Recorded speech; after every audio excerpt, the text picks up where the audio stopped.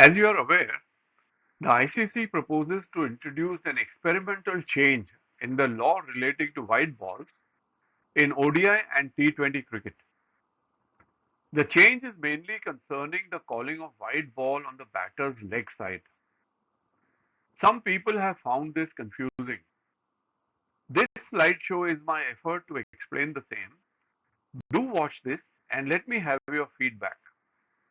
Did you find this helpful? Thank you.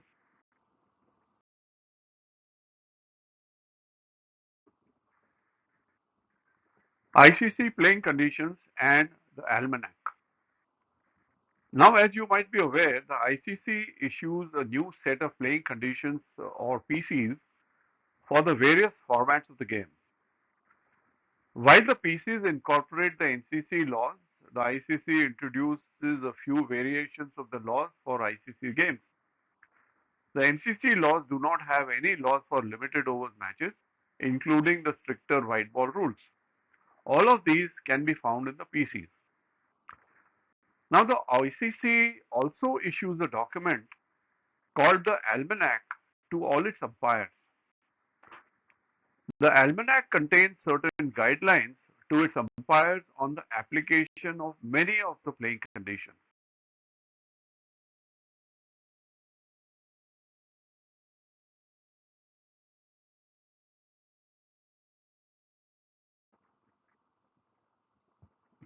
I am sure you are aware that in the MCC laws that govern multi-day cricket, judging a wide has nothing to do with any of the lines or creases drawn on the ground, but with the reach of the individual batter. In limited overs cricket, however, judging a wide has to do with some extra lines that are drawn on the ground to help the umpire and with, as has been added in recent times, the reach of the batter. A line is drawn 17 inches from each return crease to help the umpire decide offside wide balls. The corridor in which a bowler bowls is narrowed down for limited overs cricket, but the ball is always really within the batter's reach as we understand it in multi-day cricket. Let us go and look at these guidelines for Law 22 wide ball.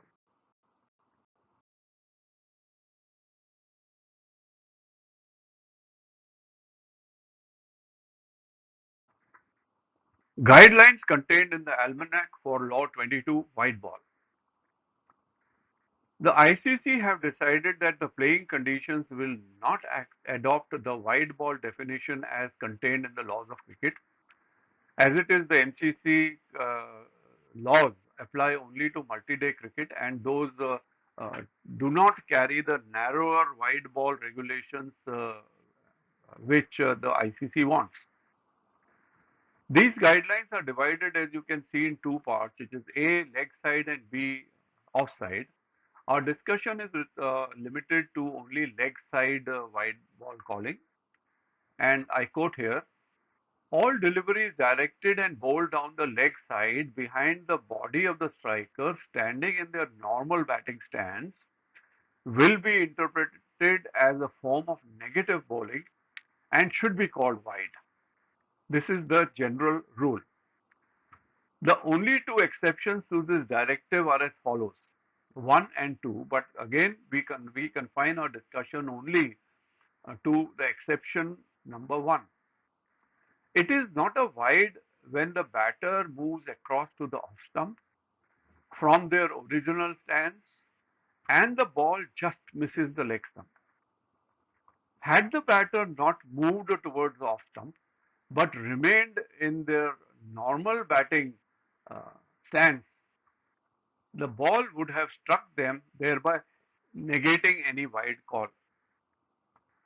Now, as mentioned, the guidelines are given for both offside wides and leg side wides, but we will confine our discussion to the leg side wides and the exception 1 to the general rule, which is marked in red.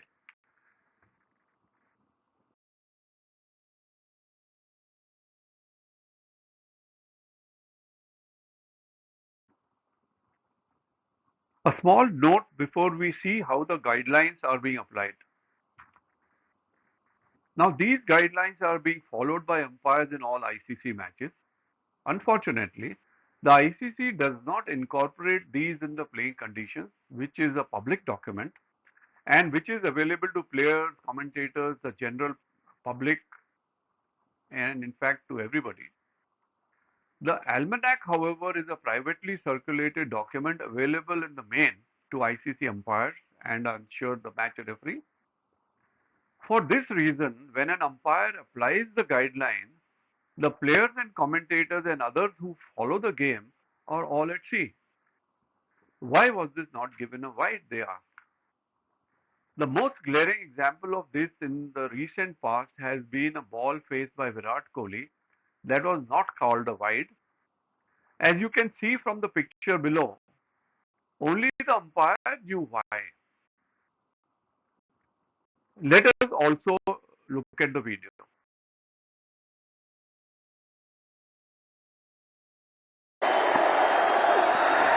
ओ नहीं wide दिया भी नहीं केटलबरो भी सही सोच केटलबरो कह रहे हैं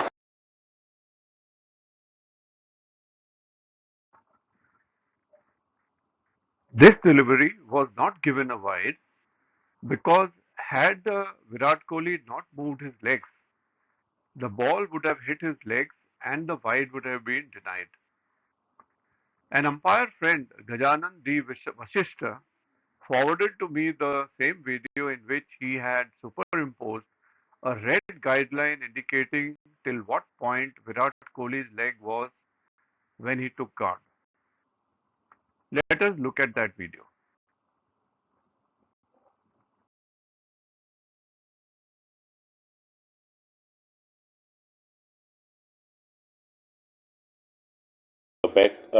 back leg, and we have drawn a line on the position of the back leg. You can see now the ball goes, it is still inside the line, means the ball could have hit Virat Kohli's back leg.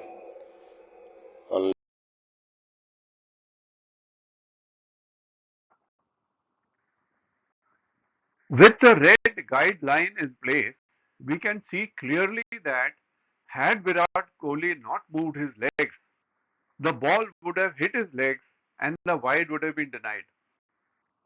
Now let us look at another video which involves R. Ashwin.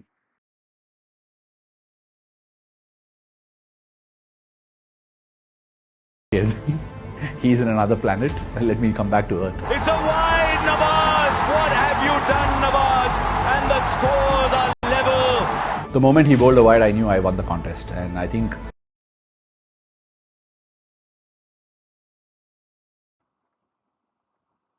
In this case, the ball is that little bit wider and therefore it has been called a wide. Now, with no marking on the pitch, there is an uncertainty about the whole thing. Besides, this call will differ from batter to batter depending on how large each batter is. To eliminate any scope for inconsistency, the ICC has made the present amendment quantifying this width from the middle stump, which will apply to all batters. This is the change that this experimental change is all about.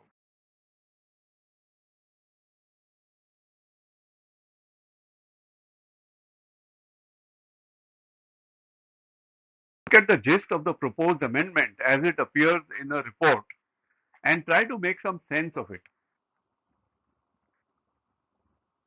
A ball that passes the popping crease between the leg stump and the protected area marker not being called a wide.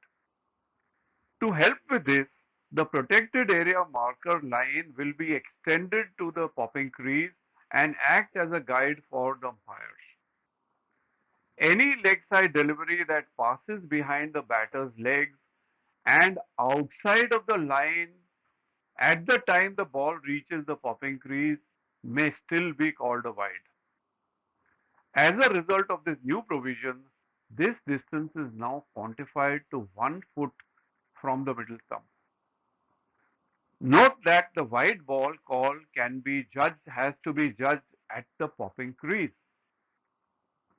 Now, in the recently concluded Tamil Nadu Premier League, this was implemented and the protected area line was extended to join the popping crease to serve as a guide. Let us see the next slide.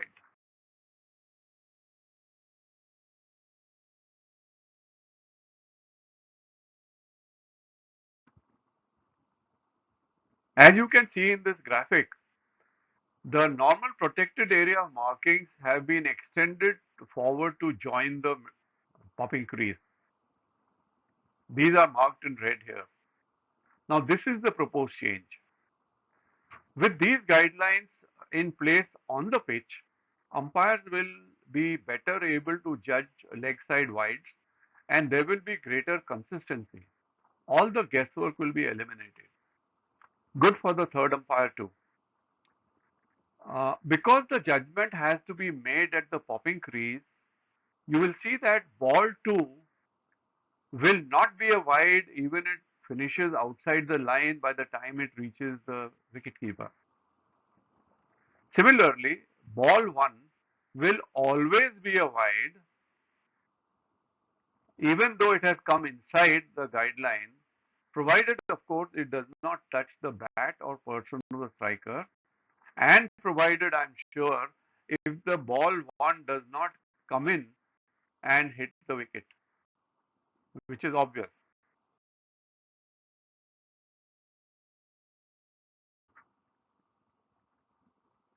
As shown in the previous slide, we will now have three parallel lines on the pitch on each side of the wicket.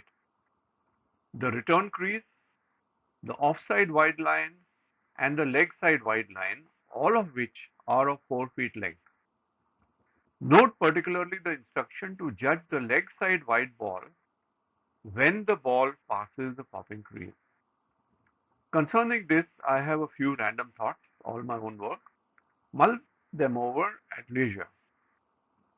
As an aside, I do think keeping the leg side wide line in good order will present a few difficulties for umpires in a 50 overs match. That area is much frequented by both batter and bowler. Now, is the instruction to make the leg side wide ball judgment when the ball passes the popping crease to be henceforth applied to the offside wide line and the return crease also? Should be, if we are to have consistency. If so, this raises a few further questions. Consider the offside. The ball is outside the offside wide line or the return crease as it passes the popping crease, but comes in by the time it reaches the wicket keeper. Is this a wide ball? The ball is inside the offside guideline or the return crease as it passes the popping crease but moves out by the time it reaches the wicket keeper. Is this a wide ball? Be that as it may, let us focus on the leg side wide ball that we are discussing today.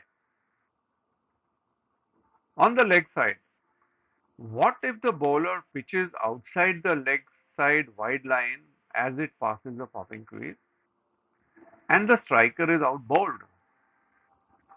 Like we have seen Shane Warne do so often. Would that be bowled or wide or would it be both? Maybe like hit wicket and white ball. I leave you with these happy thoughts.